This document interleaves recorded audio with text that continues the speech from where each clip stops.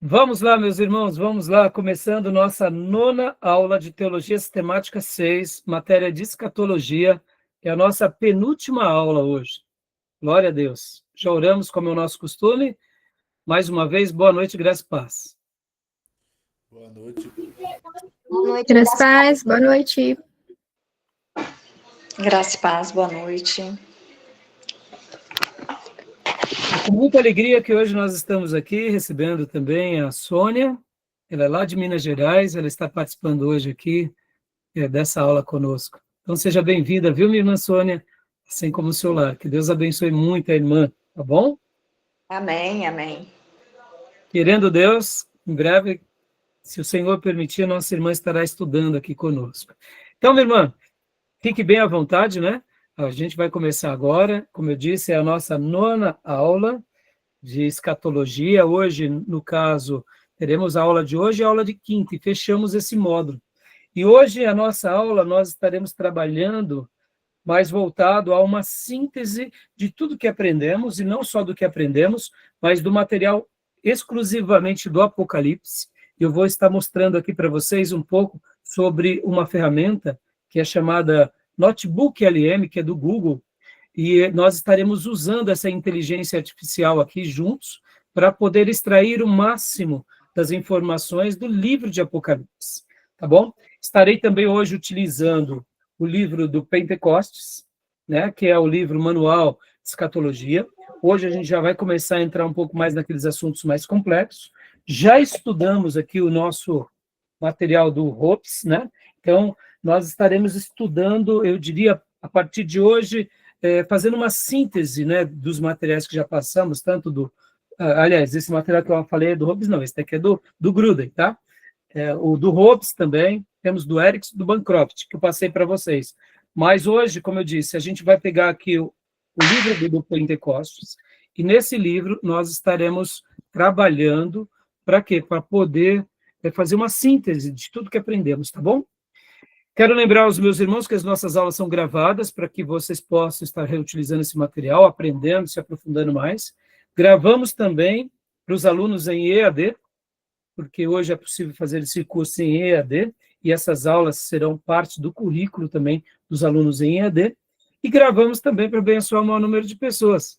Nossa querida irmã Sônia conheceu a gente pelo Spotify, então hoje nós deixamos nossas aulas em vídeo pelo Spotify, e também pelo meu canal do YouTube, meu canal pessoal e o canal do Seminário da Igreja.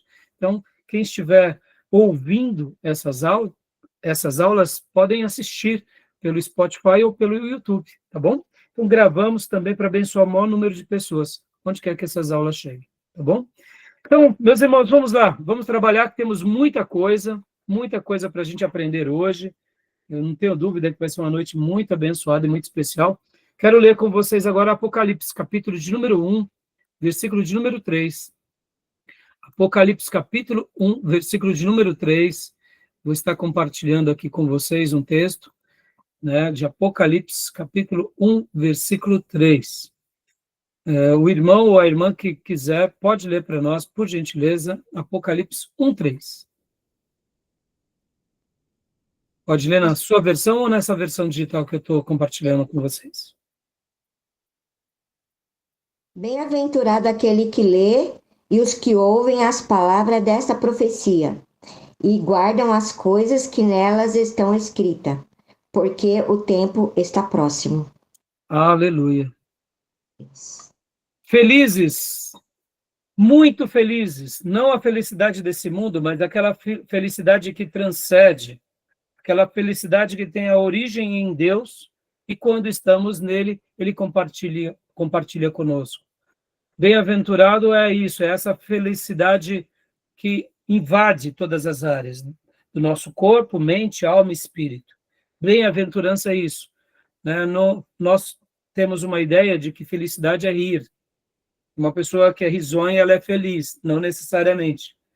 A felicidade, segundo Deus, é um estado da alma, é um estado de contentamento, de plenitude, de completude, que só em Deus e só em Jesus alcançamos. E mais ninguém. O Papa Leão XIV, semana passada, fez uma declaração que Jesus Cristo é o Redentor e que Maria não é a corredentora. E isso está dando muita polêmica, inclusive entre os católicos, mas para nós, protestantes, essa é uma máxima. Nosso Redentor é Jesus Cristo, somente Ele e mais ninguém. E diante disso, quando nos entregamos a Ele e o aceitamos como único e suficiente Salvador, há algo que invade a nossa vida, que é a paz de Deus que excede todo entendimento.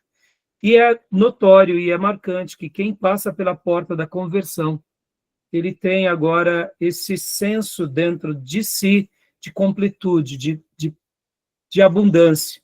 Ou seja, é uma paz que transcende. A bem-aventurança invade aquela alma. E aqui, olha que interessante, né? Podem ver que a Bíblia vai falar muito sobre a bem-aventurança. E aqui o texto está dizendo para nós, Deus revelando a sua palavra a João, né? Bem-aventurado aquele que lê. Olha só como é lindo poder ler o que, irmãos? Ler as profecias de Deus. Ler a palavra de Deus. Qualquer um que ler as Escrituras se tornará uma pessoa bem-aventurada. Feliz, muito feliz. A felicidade de Deus invadirá aquela alma. Amém?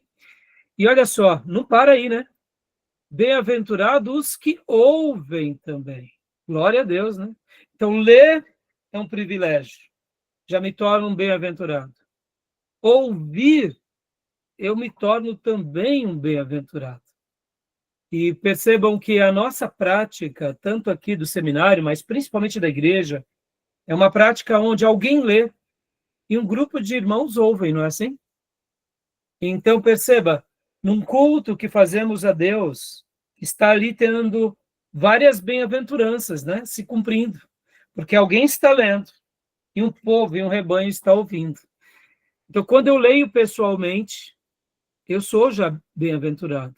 Mas quando eu ouço também alguém lendo para mim ou me explicando, seja na igreja, seja numa reunião de oração, seja num momento de comunhão, ou quem sabe numa aula como essa, nós nos tornamos também bem-aventurados. E aqui não para ainda, olha, bem-aventurado é aquele que lê, bem-aventurado é aqueles que ouvem e guardam as coisas que nela está escrita. Então, aqui não está a palavra bem-aventurado, mas poderíamos dizer que o texto está construindo essa ideia, que bem-aventurado é quem lê, bem-aventurado é quem ouve e bem-aventurado é quem guarda as coisas que estão escritas aonde? No livro de Deus. Amém, meus irmãos? Toda vez que a gente faz uma escolha em direção a obedecer a Deus, porque ou aprendemos sozinho, ou aprendemos na igreja, e naquela hora tomamos a decisão segundo a palavra de Deus, por mais difícil que seja essa decisão, nos tornamos bem-aventurados. Amém? E aqui o escritor, que é João, diz, porque o tempo está próximo, né? João escreveu isso daqui lá por volta do ano 100. Ou seja, ainda não chegou, né? Percebam, irmãos, o próximo de Deus é muito relativo, né? O próximo de Deus está demorando 2000 anos, né? Será que vai durar mais 500 anos? Mais 1000? Mais 2000? Sabemos. Eu sei de uma coisa, eu não duro mais 100 anos nessa terra. Eu não duro mais 100. 50 eu espero que sim. Espero que sim. Mas 100 anos eu não vou estar aqui. Então, para mim, o Senhor vai voltar nos próximos 50 anos, tá bom? Na verdade, eu acho que aqui só os mascotes vai durar mais de 50, viu? Só o Diego e a Beatriz, né? Eles têm 20 e poucos anos, irmã. 20 e poucos anos, são os mascotes da classe. Então, que Deus conserve vocês mais 80 anos aí de longevidade, de produtividade, de graça, tá bom? Mas se Deus nos fazer viver mais do que 50 anos, no caso, me refiro às minhas irmãs e a mim, que já estamos acima dos 50, né? Então, que Deus nos dê muita saúde, tá bom? Então, eu deixo esse texto aqui, meus irmãos, para abertura, né? Eu gosto sempre de ler um texto bíblico e queria explicar uma última coisa aqui. Como que era o cenário da igreja primitiva? Isso é muito legal. Como que era o cenário da igreja primitiva? Será que na igreja primitiva todo mundo tinha uma Bíblia que nem a nossa? vocês acham? Não. Ah, não. Eu acho que não. Como que será que era o contexto da igreja? Como que era isso? Vamos lá. Usava o Pentateuco, né? Pentateuco, só o Pentateuco? É, tipo, Cristo, depois que foi que ressuscitou, eles tinham a lei de Moisés, mas eles também usavam as palavras de que Jesus Cristo tinha deixado na terra, né? Que alguns, no caso, Lucas, João tinham escrito, né? Então, deixa eu explicar aqui para vocês. Vocês vão aprender bastante ainda da classe aqui. Só o Júnior que fez introdução ao Novo Testamento e ao Velho. Então, vocês vão aprender lá nessa matéria. Na realidade, nos dias da igreja primitiva era assim. Eles seguiam a mesma tradição dos judeus. Como os judeus faziam? Os judeus iam na sinagoga, e lá na sinagoga tinha o quê? Tinha os escritos, tinha o Velho Testamento. E como que era a Bíblia naqueles dias? Eram enrolos. Eram enrolos.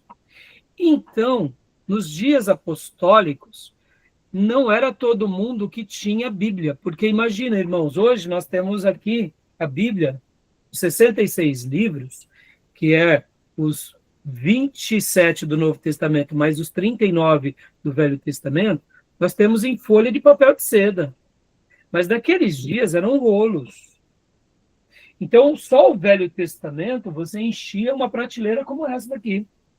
Você pegava o livro de Moisés, depois os 5 livros de Moisés, depois você pegava o livro de Josué, o livro de Juízes, né, os livros de Reis, os Salmos, Provérbios. Imagina, então, como que se fazia para se reunir, né, os irmãos? Os irmãos seguiam o mesmo princípio lá dos judeus. Porque logo que veio, né, Jesus e depois os apóstolos começaram a escrever também. Então, uma carta como essa foi a carta de Apocalipse. Pode ver que é um livro, sim, mas também é uma carta. Ela era escrita, geralmente, em pergaminho. E aí ela era enviada àquela igreja, e depois o pastor, então, se reunia com a igreja, e ele ia lendo. Então, quando chegava uma carta de Paulo numa igreja, por exemplo, como na igreja dos Gálatas, então eles iam lendo. E aí esse pastor passava para outros pastores, e esses outros pastores iam fazendo cópias dela. E assim que as cartas iam sendo multiplicadas. Interessante, não? A gente tem uma ideia que todo mundo tinha uma Bíblia, né? Por isso que esse texto aqui é muito interessante. Por isso que aqui começa, bem-aventurado é aquele que lê, ou seja, vamos agora imaginar uma igreja lá na cidade de Roma. Como que eles se reuniam, irmãos? Eles se reuniam, de que forma? Eles se reuniam nas casas. Então, o pastor daquela comunidade, ele se reunia na casa e ele falava, irmãos, o apóstolo Paulo escreveu uma carta, que é uma carta para nós, romanos, vamos ler? E aí eles pegavam ali e começavam a abrir o capítulo 1 e ler. Então, percebam, bem-aventurado é aqueles que leem, mas bem-aventurado é aqueles também que ouvem, e bem-aventurado é aqueles que guardam. Por quê? Porque o tempo está próximo, nós não sabemos quando será o último dia. É claro que aqui, esse texto está sendo dirigido a João, mas podem ver que essa era uma prática comum da igreja. E o que acontecia? A igreja de Roma também, ela lia as cartas das outras igrejas. Então, eles trocavam as cartas. Por quê? Porque os apóstolos eram esses novos profetas de Deus que estavam dando a revelação de Deus àquela igreja recém-inaugurada. Coisa linda, não? Então, era assim. Por isso que era comum eles gostarem de ler, e não só de ler, mas de ouvir. E olha só, e a Bíblia chegou até hoje, os nossos dias. Depois de papiros, de rolos, de pergaminhos, aí, sim, aí alguns irmãos fizeram aquilo que vocês vão aprender, que é chamado Códex, que era um tipo de livro também feito de pergaminho. Mas aí depois eu explico melhor nas aulas de introdução ao Novo Testamento e ao Velho, tá bom? Tudo bem? Então, percebam, irmãos, hoje a gente pode ler a Bíblia sozinho, nós, né, no caso aqui, eu tenho uma prateleira só de Bíblia, mas naqueles dias, irmãos, não era comum. Quem é que tinha a Bíblia? Era o pastor. muitas vezes um diácono, um evangelista, aí ele tinha porções da Bíblia. Que privilégio hoje nós temos, não? Amém? Amém. Então, que a gente possa dar valor, né, a tudo isso que a gente está aprendendo. Tá bom, meus irmãos? Então, vamos lá, meus irmãos. Olha, irmãos, nós fizemos uma síntese aqui muito boa do livro, né, do Grudem, dos capítulos. Gostaram do material do Grudem? Sim, gostei. Deu para dar, Sim. deu para entender a estrutura, que mais do que entender sobre as discussões e as correntes, é entender o quê, meus irmãos? É entender as doutrinas dos finais dos tempos. Estão entendendo? Sim. Isso que é o principal. O que a Bíblia fala? Inclusive, irmãos, olha só o que eu escrevi aqui nas minhas notas, né, para passar para vocês. Uma frase. Olha só que interessante. Abre aspas. Falando sobre a volta de Jesus, olha só. Abre aspas. Nós não precisamos saber de tudo, vírgula, mas necessitamos crer em tudo o que foi revelado. Fecha aspas. Vou explicar. Falando sobre a volta de Jesus. Jesus disse que ele viria novamente? Sim. Claro, não é? Voltarei como ladrão à noite. Ninguém sabe a data, a hora, nem os anjos. Somente o Pai, naquele momento em que Jesus estava dizendo isso. É claro que ele já sabe disso, e ali ele estava falando ali como o Jesus homem, não o Jesus Deus, que de fato nunca se esqueçam, Jesus é 100% Deus e é 100% homem, mas enquanto ele estava no ministério terreno, ele se esvazia de toda a sua divindade. Podem ver que a gente vai ver o Jesus divino em alguns momentos no ministério, mas na grande parte do ministério de Jesus é o Jesus humano, cheio do Espírito Santo, fazendo a obra de Deus, tá bom? Pode ver que ali no Getsemane, o que ele fala? Senhor, me livra desse cálice, passa de mim esse cálice, mas que não seja a minha vontade, mas a tua.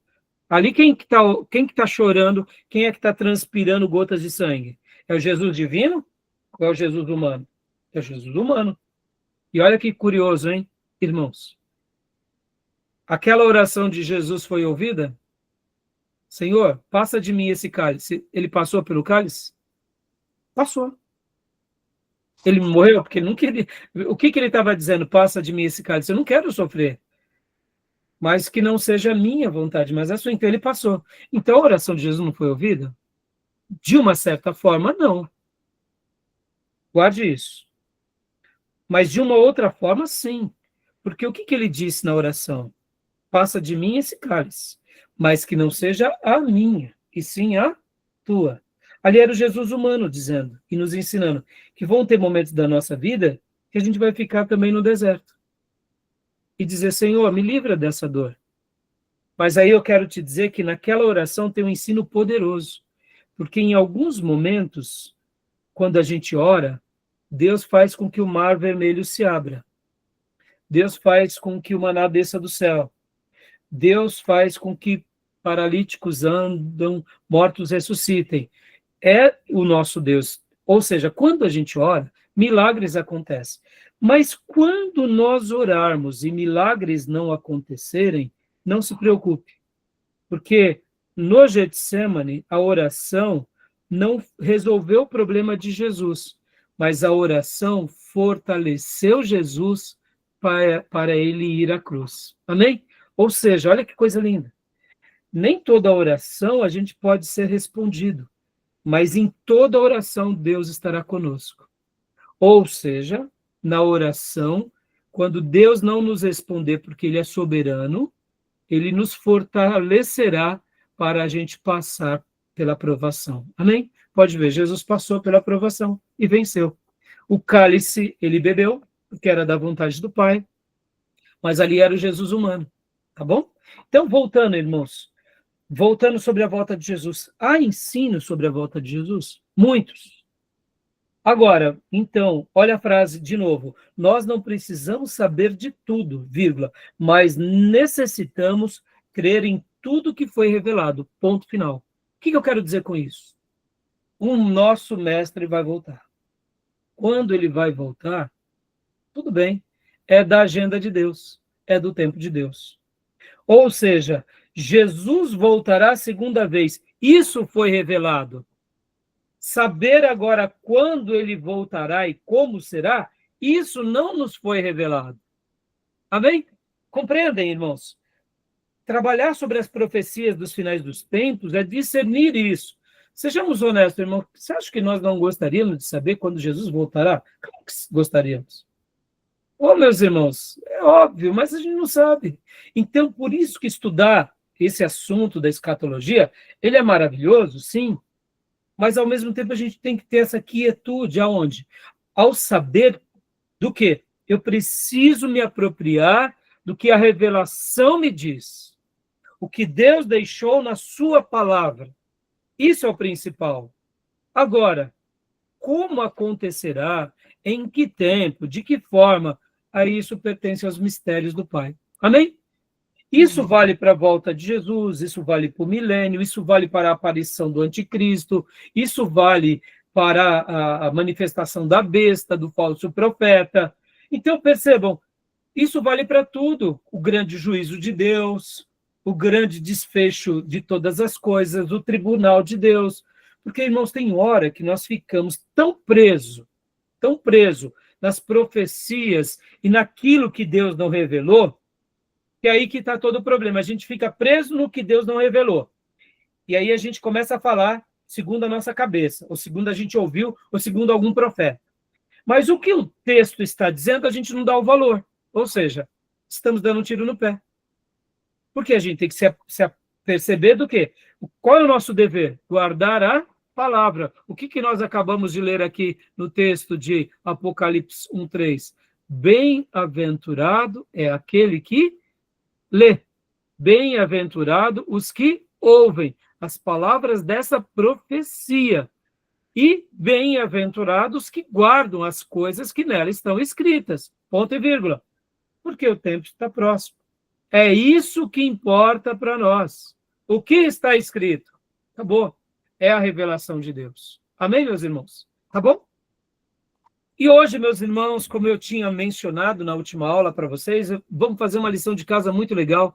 E eu vou estar trabalhando aqui com vocês no material, né, usando a inteligência artificial.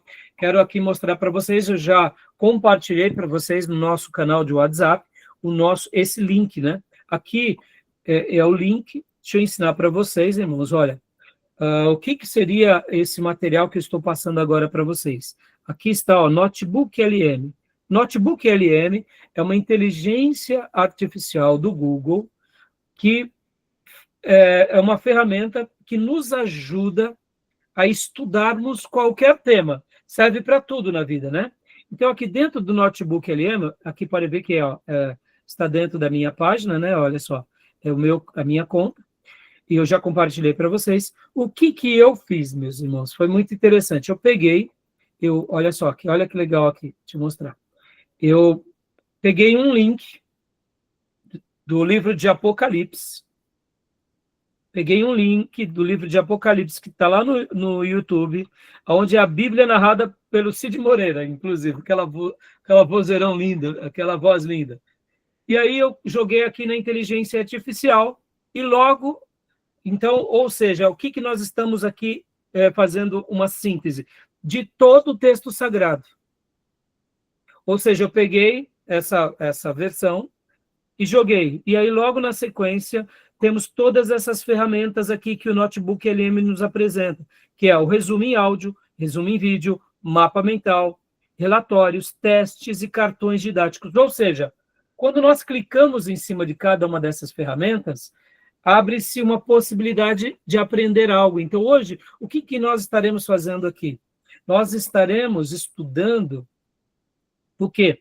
Fazendo um apanhado pelo mapa mental. Estou clicando agora aqui em cima, no mapa mental, ó. Olha só. E o mapa mental... Opa, não, está abrindo de novo. Já estava... Sem querer, eu cliquei novamente, mas já está aqui, ó. Aqui, ó, mapa mental. Estava aqui embaixo, eu cliquei em cima, ele está abrindo novamente, né? Mas, na realidade, está aqui, ó. Mapa mental, tá vendo aqui embaixo? Se eu clicar de novo em cima, ele abre mais um link. Então, eu abri agora, olha só, meus irmãos, ó. E aqui é a síntese do livro de Apocalipse, tá vendo? Ó? Deixa eu abrir para vocês, ó. Olha só que legal. E aqui a gente hoje vai fazer um apanhado do livro. Ou seja, nós estaremos fazendo um apanhado de todos os 22 capítulos, tá bom? Só que antes de vermos aqui, eu quero utilizar também o quê? Ainda o Notebook LM, como que se diz? Esse resumo em vídeo. Vocês chegaram a ver o resumo em vídeo, meus irmãos? Não. Não. Bom, então, o que eu vou fazer agora, meus irmãos? Eu estarei passando para vocês, agora, na nossa aula. Isso daqui é uma ferramenta que vocês podem usar depois. O Notebook LM, o que ele faz, irmãos? O que ele fez aqui? Ele criou esse resumo em vídeo, tá bom? Quem fez tudo isso não fui eu, tá? Foi a inteligência artificial. Inclusive, quando vocês me virem falando que é o Ivo e a Ana, tá? É porque eu chamo a inteligência artificial de Ivo e de Ana, tá? Inteligência artificial, eu brinco, né? Porque aqui vocês vão ver um diálogo bem interessante de uma pessoa narrando e fazendo uma síntese do Apocalipse. Agora, por que eu quero usar essa ferramenta agora em aula aqui com vocês? A inteligência artificial, meus irmãos, eles vieram para nos ajudar. Não fiquem sendo escravos da inteligência artificial. Ou seja, a gente tem que fazer uma lição de casa onde a gente aprenda com eles, mas a gente não se torne dependente deles. Estão entendendo? Porque, irmãos, como tudo, a inteligência artificial ela tem que ser alimentada. E qual que é o grande perigo da inteligência artificial? Imaginem que alguém crie uma nova versão do livro de Apocalipse, mas repleto de heresia. E essas informações heréticas alimentem a inteligência artificial. Estão entendendo o perigo da inteligência artificial? Então, meus irmãos, tenham esse senso crítico. Como estudiosos, nós não podemos aceitar tudo que está na rede, tudo que é uma inteligência artificial. E daí? Quem foi que alimentou aquela inteligência artificial? Se foram pessoas que tiveram ali, vamos dizer assim, uma ideia de querer manipular a inteligência artificial, ela pode ser manipulada.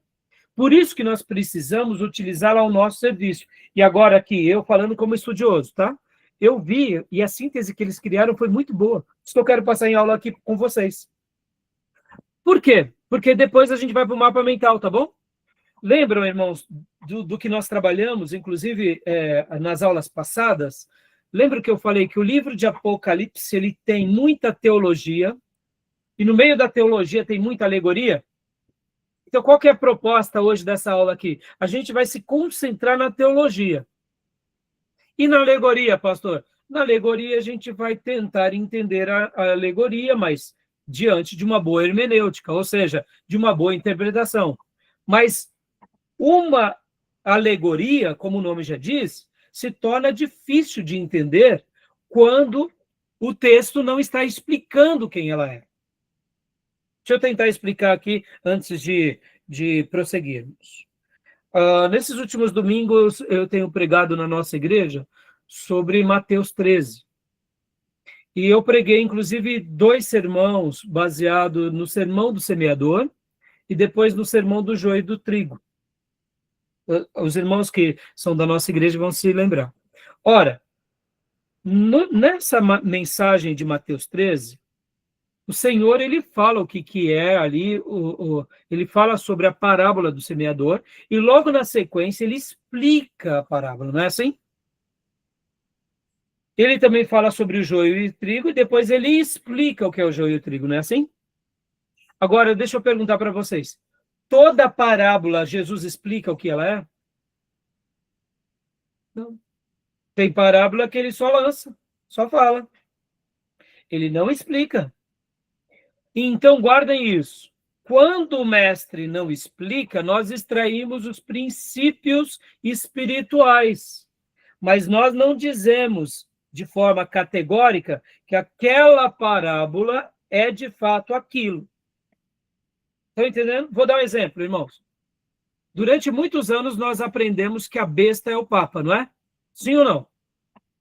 Sim. Agora eu te pergunto, é só o Papa que pode ser a Vespa? Não. Não. Pode ser um presidente de uma república? Pode ser um imperador? Sim. Percebam, quando eu faço uma afirmação que a Bíblia não está fazendo, eu incorro num erro. Porque eu estou colocando na boca de Deus aquilo que eu penso. E eu digo, Deus nos permitiu fazer isso? Não. Por isso que nós devemos ler o Apocalipse e extrair a sua teologia. E ler o Apocalipse e extrair a sua alegoria. E o que é a alegoria e aquilo que é a alegoria que Deus não explica, a gente deixa a critério de Deus revelar na história. Mas aquela alegoria que Deus explica, a gente acredita, então, de fato, que Deus é mais sábio do que a gente. Estão entendendo, meus irmãos? E na teologia, por exemplo, aquilo que é teologia, ou seja, a gente aceita porque Deus está já mostrando os seus ensinos. Estão entendendo? Tá ficando confuso? Tá ficando difícil? Não? Senão eu volto, tá? Diego, você levantou a mão, pode perguntar, filho. Então, pastor, não é porque você falou sobre tem parábola que Jesus não explica. Na parábola do semeador mesmo, no verso 11, ele diz assim: A vós é dado saber o mistério do reino de Deus, mas aos que estão de fora, todas essas coisas se dizem por parábolas, para que vendo vejam e não percebam, e ouvindo ouçam e não entendam, e para que não se convertam e lhes sejam perdoados os pecados. Antigamente, quando eu era novo convertido, eu achava que Jesus não queria que a gente se convertesse. É o que dá a entender, né? Até parece que ele não quer, né, Diego? Eu sei, mas ouvindo isso é difícil de entender, né? Ora, mas por que o mestre não quer explicar? Né? Mas depois você já compreendeu o motivo, né, Diego? O texto já mostra, né? Mas mais alguma pergunta, Diego, em cima disso? Não, só isso mesmo, pastor. Agora, vocês estão entendendo, irmãos? Então, agora, vamos ver aqui esse vídeo, tá bom? Vou passar o vídeo para vocês e logo na sequência a gente vai para o mapa mental, tá bom? Tudo bem? Então, eu quero aqui só passar, porque esse vídeo realmente está muito joia, está muito bom. E eu gostaria que vocês até confirmassem, sinalizando se o som está chegando para vocês, tá bom? Eu vou começar ele agora, tá bom? Dragões, anjos, julgamentos. Dragões, Tá ótimo. anjos, julgamentos cósmicos e até uma criação inteiramente nova. Pois é, o livro do Apocalipse é, sem dúvida, um dos textos mais misteriosos e fascinantes que existem. E é por isso que nessa nossa análise a gente vai mergulhar fundo para tentar decodificar essa visão final da Bíblia. Vamos usar as próprias palavras e imagens do livro como nosso mapa, tá bom? Mas afinal, o que é essa tal de revelação? Bom, o próprio texto já se apresenta como o grande finale de tudo, sabe? Uma visão que veio para mostrar o que deve acontecer em breve.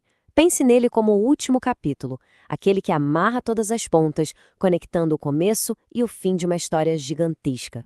E bem no centro disso tudo tem uma ordem bem direta. O narrador, um homem chamado João, recebe a instrução de registrar uma visão super complexa que cobre tanto o presente quanto o futuro. Ou seja, o que a gente está lendo não é só um relato qualquer, né? É um registro que, segundo o texto, foi ordenado lá de cima. Então, vamos lá. Onde tudo isso começa? Num lugar de completo isolamento. João, o nosso narrador, está exilado na ilha de Patmos, tudo por causa da sua pregação. E é justamente ali, nesse lugar remoto, que a visão tem início. E começa como? Com uma voz tão poderosa que ele descreve como o som de uma trombeta. Quando ele se vira, João dá de cara com uma figura, uma figura divina impressionante. A descrição é muito forte. Cabelo branco, branquinho como a neve, olhos que parecem chamas de fogo, e uma voz que soa como o barulho de muitas águas, sabe? De uma cachoeira. Cada detalhezinho ali serve para construir essa imagem de autoridade total, de um poder que está além da nossa compreensão. E essa figura não está sozinha, ela está cercada de símbolos. Ela está de pé, no meio de 7 candelabros de ouro e segurando 7 estrelas na mão. E tem mais, da boca dela sai uma espada afiada de 2 gumes, uma imagem bem forte do poder da sua palavra, né? A boa notícia é que, felizmente, esses símbolos não ficam no mistério por muito tempo, não. E aqui tá o pulo do gato. A própria visão já explica o que esses símbolos significam. As estrelas são os anjos, os mensageiros das 7 igrejas. E os candelabros são as 7 igrejas em si. Pronto, isso já prepara o terreno para uma série de mensagens bem diretas, bem específicas para cada uma dessas comunidades. Aí, a partir desse ponto, a figura divina começa a ditar cartas. Uma para cada uma daquelas 7 igrejas. E cada mensagem é tipo uma avaliação, sabe? Tem elogios para os pontos fortes, tem puxão de orelha para as falhas, e no final, sempre tem uma promessa para quem continuar firme na fé. Olha só que interessante o padrão que começa a aparecer aqui. A gente vê o retrato de várias comunidades que estão vivendo sob pressão. Algumas, tipo a de Esmirna, são super elogiadas pela sua resistência, mesmo na pobreza. Já outras, como Laodiceia, recebem uma bronca daquelas por estarem acomodadas, por serem mornas, nem quentes nem frias. Depois que as cartas são entregues, a visão do João, uau, ela se expande de um jeito absurdo. A gente sai da terra e vai direto para a sala do trono no céu. Lá, ele vê um rolo, um livro, selado com 7 selos. E o problema é que ninguém é considerado digno de abrir esse rolo. A coisa fica tensa, rola um choro, até que aparece uma figura, descrita como um cordeiro que parecia ter sido morto. E ele é o único que pode quebrar os selos. A partir daí, a narrativa se desenrola numa sequência de julgamentos que vai só aumentando. Primeiro, vem a abertura dos 7 selos. Depois, o toque das 7 trombetas. E, por último, o derramamento das 7 taças da ira. Cada nova série de eventos é mais intensa e destrutiva que a anterior. A coisa vai escalando. E logo com a abertura dos primeiros 4 selos, eles chegam. As figuras super famosas dos 4 cavaleiros. Cada um deles traz uma calamidade diferente para a humanidade. Primeiro, a conquista que não para. Depois, a guerra que tira a paz do mundo. Em seguida, a fome que desequilibra tudo. E por último, a morte que recebe poder sobre uma parte enorme da terra. Depois dos selos, anjos começam a tocar 7 trombetas. E aí, uma nova série de desastres cai sobre o mundo. O impacto é gigantesco, atinge o planeta todo, envenena a terra, o mar, os rios, até os céus ficam escuros. E tudo isso culmina em pragas que atacam diretamente as pessoas.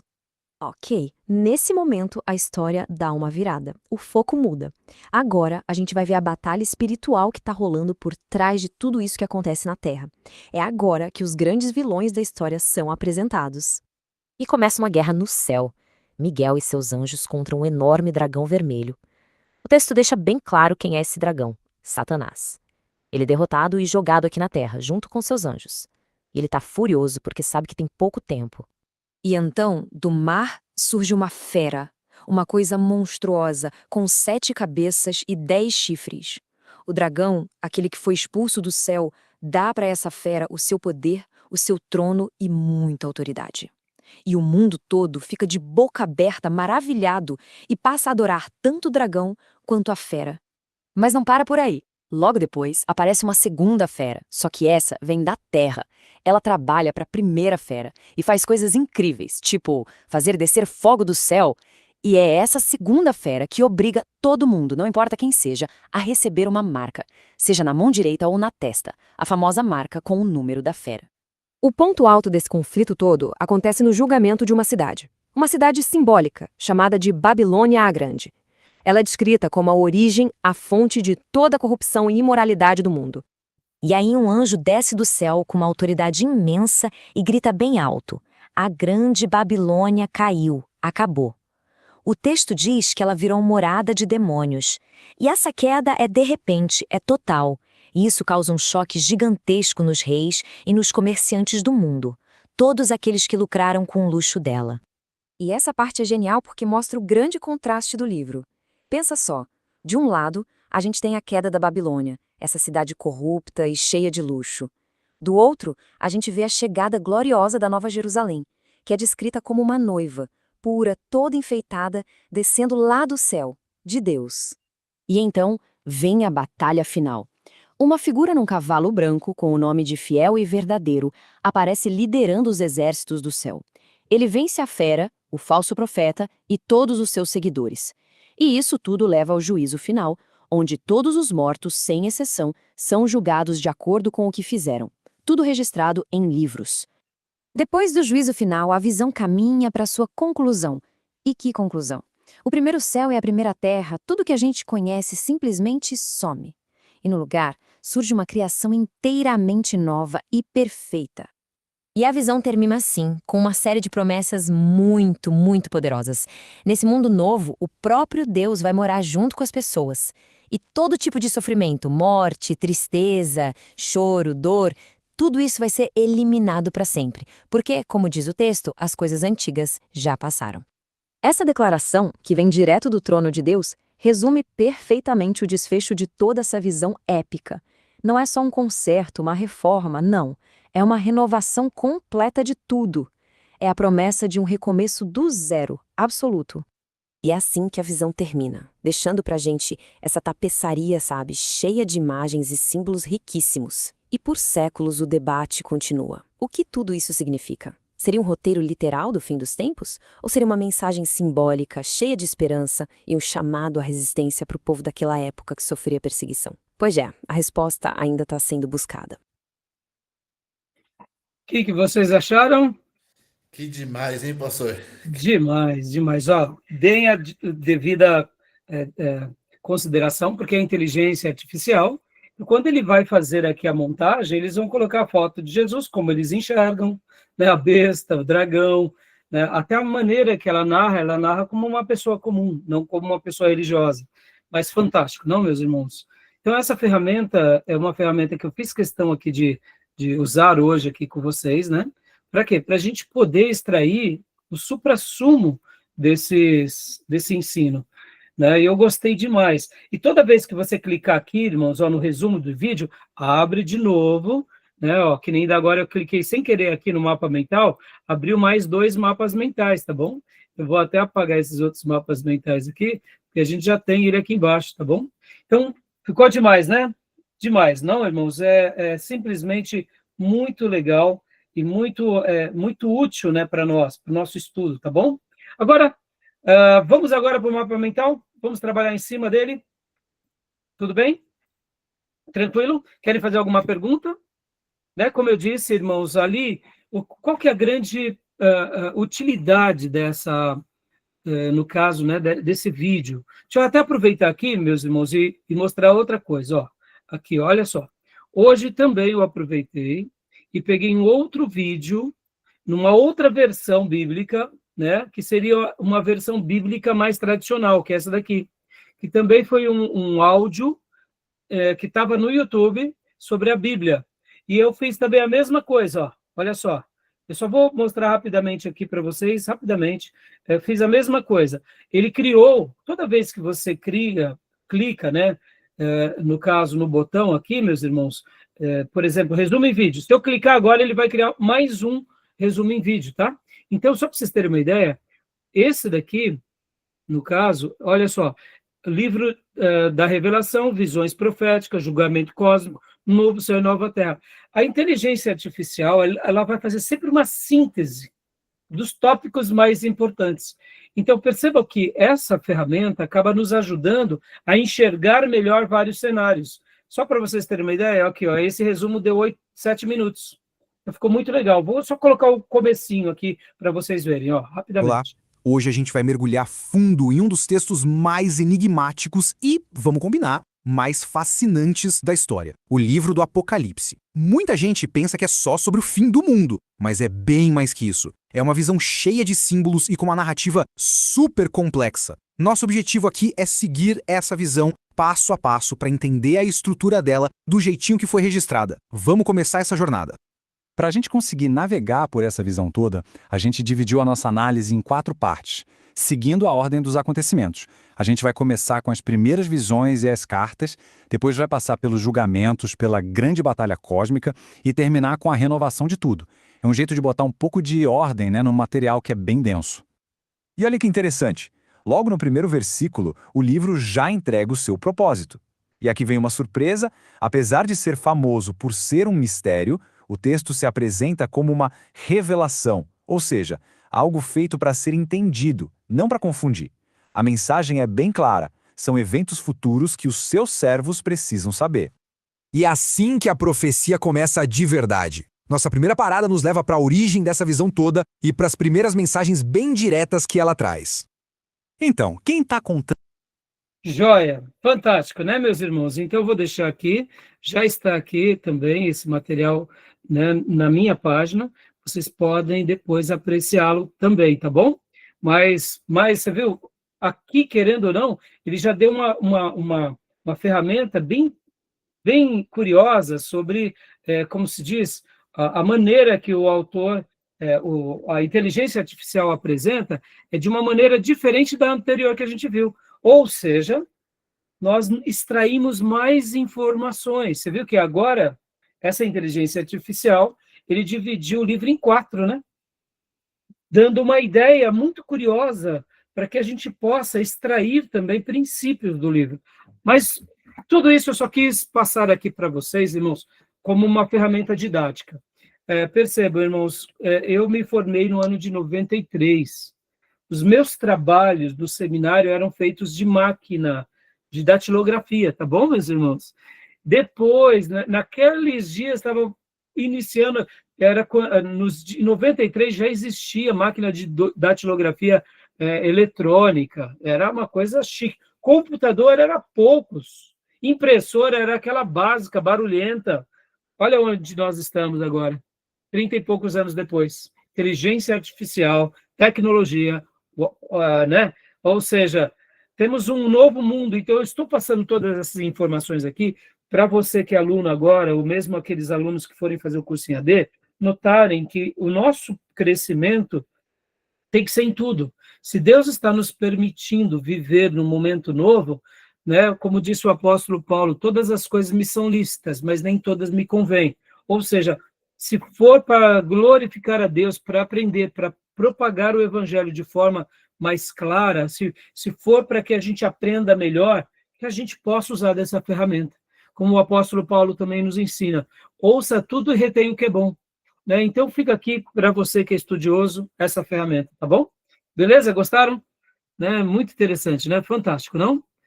Então, vamos voltar lá para o meu, no caso aqui, né? Para o mapa mental, né? Eu quero agora ir para o mapa mental com vocês e vamos trabalhar um pouco sobre essas divisões do texto, né? Irmãos, vocês, né? Quando leram o material, o livro, lembra que eu tinha dado para vocês também alguns trabalhos extras, que eram ler o livro do Apocalipse? Quem conseguiu ler todo o livro do Apocalipse? Pastor, eu ia falar sobre isso agora. Hum. Porque eu li todos os livros, todos os áudios, só que eu comecei a ler ontem o livro. E Ah. se a gente for ler o capítulo e ler os versículos, Cruzada. as palavras cruzadas, ontem foi de 30 a 40 minutos. Então, Diego, então faça assim, se você vê que, de repente, não vai dar tempo, então leia todo o livro de Apocalipse, tá bom? Né? Aquilo lá, eu vou considerar a sua leitura e o seu progresso. Ou se não, se você quiser continuar lendo com referência à cruzada, como eu tinha dito, não tem problema, eu vou considerar até onde você chegou, tá bom? Tá joia?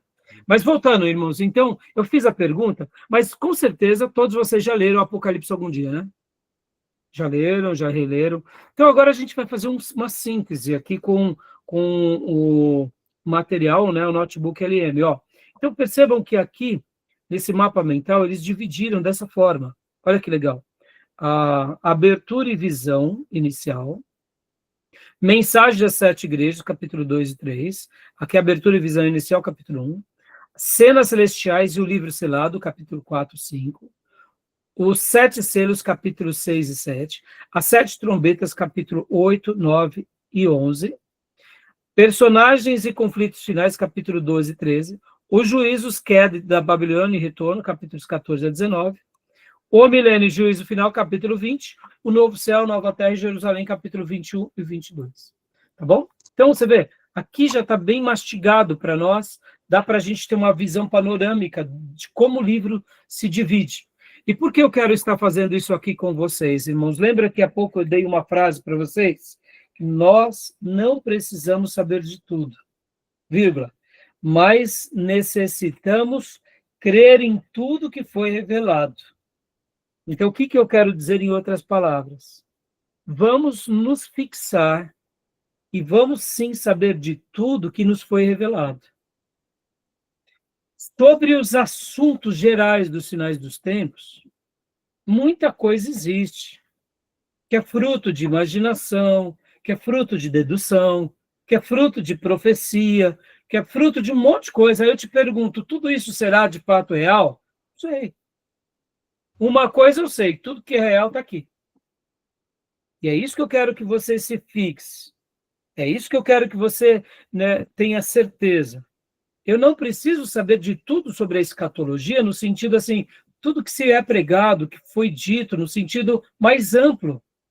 Porque são teorias, são opções, são variáveis. Agora, eu preciso saber o que o texto bíblico fala. Isso é o que importa para o meu coração. Porque aí o anticristo, o inimigo, o falso profeta, nenhum vai me enganar. Então, não é que eu não quero que você saiba de tudo. Sim, eu quero que você saiba de tudo que foi revelado. Não de tudo que existe. Irmãos, o cristianismo está nesse mundo há 2000 anos. Tanta gente já virou a besta. E deixou de ser besta. E veio nova besta. É assim, meus irmãos. Agora, recentemente, eu vi um vídeo, inclusive, que foi até surpreendente, eu não sei se isso é fidedigno, depois vocês podem até me ajudar para pesquisar, né? Era um brasileiro que entrevistava uma brasileira que estava lá na China, uma cidade da China, em que eles implantam, o banco implanta, na palma da mão, um microchip. Então, a pessoa não usa mais cartão, não precisa sair mais com documento, não sai mais com nada. Ela literalmente põe a palma da mão lá na maquininha, e aquele microchip debita a compra dela. Quando não é utilizado o microchip, ela faz coloca o globo ocular, que aí tem um mapeamento de córnea, né? Então, pela córnea, sabe que a pessoa então paga. Aí vem cá, meus irmãos, vamos agora usar aqui a linguagem bíblica. Lembram que o número da besta, as pessoas ou tinham ela na mão direita ou na testa? Então, será que João não estava vendo essa figura? Só que naquilo que ele via a pessoa encostando aqui, quem sabe, a córnea, né? Os olhos. Mas para João estava encostando o quê? Não é? Imagina, não é a testa? A mão direita ou a testa? Será que está se cumprindo? Chegamos no 666 de fato? Não sabemos. Mas é muito curioso ou não? Porque lembra que eu falei há pouco, no Apocalipse, temos muita o quê? Teologia. E temos muita alegoria. Então, o que é teologia, a gente tem que ficar preso. No número da besta, era um número que as pessoas faziam comércio? Então, ali parece ser interpretação literal. E agora, no dragão, na mulher, nas taças, será que ali é só alegoria? Por isso que eu digo para vocês que a gente vai tentar fazer uma lição de casa aqui, tá bom? Tudo bem? Então, vamos tentar fazer uma lição de casa.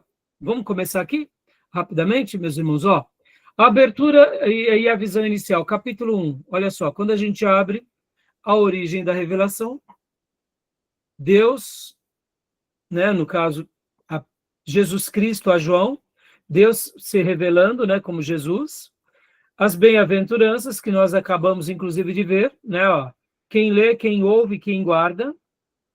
Logo ainda no capítulo 1, vemos as igrejas, que são as 7 igrejas, que são, no caso, os 7 candelabros, mas temos também o quê? Temos 7 estrelas. Olha que interessante.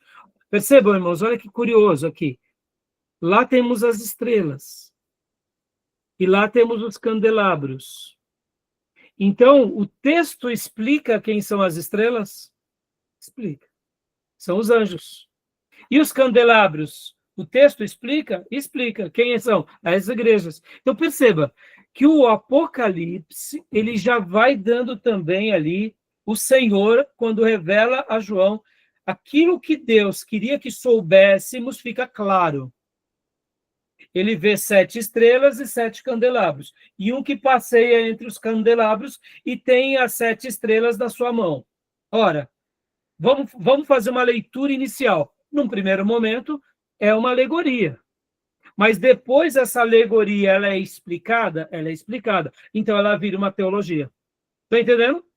De uma alegorização, ou seja, de uma figura de linguagem, o próprio Deus faz questão de explicar. Então, hoje, cada ministro de cada igreja local, poderíamos dizer que ele é uma estrela. Aonde? Ele é uma estrela que está nas mãos de Deus. E que cada candelabro é uma igreja local. E quem é que passeia no meio desses candelabros? É o Senhor. O Senhor segura os seus servos e o Senhor passeia no meio da sua obra. A história se repete ou não? Quem é que passeia entre nós, povo de Deus? Quem é que está entre nós? Quando 2 ou mais se reúnem no nome do Senhor. Então percebam que, mais uma vez, aqui no Apocalipse nós temos teologia, mas nós temos também o que? Alegoria. Aquilo que é só alegoria pela alegoria que Deus não quis explicar, a gente se silencia. Nós deixamos Deus revelar. Mas aquilo que é alegoria, ou que é visão, e Deus quis explicar, então aquilo vira revelação, aquilo vira teologia, no sentido, sim, de que forma? Vira algo concreto, algo que nós podemos dizer, sim, os anjos são, no caso, os pastores são as estrelas. Eles são aqueles que iluminam ali naquela comunidade. Não porque eles têm luz própria, mas porque eles reluzem a glória de Deus. Meus irmãos, nós não temos luz própria, tá? O pastor, ele não emana a virtude dele, ele emana a virtude de Deus nele. Ou seja, nós não temos luz própria. A luz que emitimos é a luz divina. Por isso que se nós estamos pensando que temos luz própria, a gente já se perdeu. Porque nós somos apenas canais de Deus. Então, no capítulo 1 já fica isso muito claro, tá bom? Tudo bem até aí? Tranquilo? Então, voltando aqui, né? Ao texto, aí vem as 7 igrejas, e aqui vem a descrição de Cristo, aquela figura, né? A fiel testemunha, o primogênito dentre os mortos, o príncipe dos reis da terra, o alfa e o ômega, o princípio e o fim. E aí também fala sobre agora, né, o outro episódio que está aqui, que é a visão de João em Patmos. 7 castiçais de ouro, 7 igrejas, 7 estrelas na destra, anjo das igrejas, e alguém que é semelhante ao Filho do Homem, que é o próprio Jesus, né? Roupa comprida, cinto de ouro, olhos como chama de fogo, espada de 2 fios na boca, voz como de muitas águas, mostrando que aqui é o Jesus glorioso. Então, esse é o capítulo 1. Creio que não temos nenhum problema, né, meus irmãos? Até aqui muito fácil, não é? Até aqui muito simples, não é? Tudo bem? Estou fazendo só essa síntese aqui com vocês, tá bom? Joia. Irmãos, deu a hora. Vamos dar a nossa pausa para o intervalo. Querem fazer alguma pergunta? Querem tirar alguma dúvida até aqui? Tá dando para entender? Não. Tá certinho. Muito óbvio. Perceba, irmãos, tão pouco chover no molhado? Sim. Mas por que eu quero trabalhar aqui chover no molhado com vocês? Vou concluir essa aula mostrando aqui aquele mapa, que é o mapa que nós usamos muito, que é esse mapa aqui, ó. Olha só, para a gente fechar aqui esse módulo, irmos para o intervalo e voltarmos no mapa mental lá do Apocalipse. Concorda, irmãos, que esse mapa, que é o plano divino através do século, do nosso irmão Laurence, que é um material maravilhoso, né, o Laurence Olson. Mas se concorda, irmãos, que aqui é um quadro que um dia foi pintado. Querendo ou não, a gente tem que tomar um certo cuidado. Por que um certo cuidado? Porque aqui tem um roteiro, aqui tem uma agenda. E se essa agenda não acontecer dessa forma? Nós, como filhos de Deus, nos frustramos. Essa foi uma agenda que o nosso irmão Laurence criou para entender as profecias. E ele está de parabéns. Deus seja louvado pelo nosso irmão. Mas tem coisas, irmãos, que a gente não sabe como será. Tem coisas que fazem parte dos mistérios de Deus. Então, por que aqui, né, no caso, esse mapa, o plano divino através dos séculos, ele é importante, mas ele é importante para nos explicar bastante a questão do dispensacionalismo. Mas vamos lá, meus irmãos, como a gente já aprendeu lá nos primeiros dias de aula. E o milênio? será que ele vai ser literal ou será que ele é uma figura de linguagem? Percebam, eu acredito no milênio, mas como que ele será? A gente não sabe. Então, por que eu estou agora indo ao texto? Porque a gente já passou por várias fundamentações e agora eu quero ir ao texto com vocês. Por quê? O que importa para nós é o texto. Nós não sabemos como será, por exemplo, a manifestação do anticristo, quando será, que data será, como ele será. Mas eu quero estar firmado no texto sagrado para poder lutar contra o anticristo, caso a igreja não seja arrebatada antes dos 7 anos. Estão entendendo? Então, o fato de irmos agora ao texto é mais ou menos do que dizendo o seguinte, meus irmãos, não tenham medo. Façamos a obra. Deixa o Senhor realizar o projeto dele entre as nações, entre a terra, da forma pela qual ele está no controle. Porque, meus irmãos, percebam, nós estamos aqui vivendo no ano de 2025, 11 do ano de 2025.